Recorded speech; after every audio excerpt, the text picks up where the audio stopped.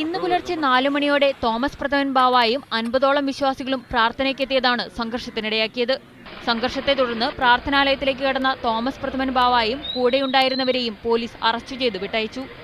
1977 മുതൽ ഓർത്തഡോക്സ് വിഭാഗത്തിന്റെ കൈവശമുള്ള ആരാധനാലയമാണ് തൃക്കുന്നത്ത് സെമിനാരി. ഉടമസ്ഥാവകാശം സംബന്ധിച്ച് യാക്കോബായ വിഭാഗം എറണാകുളം ജില്ലാ കോടതിയിൽ കേസ് നൽകിയെങ്കിലും വിധി എതിരായിരുന്നു.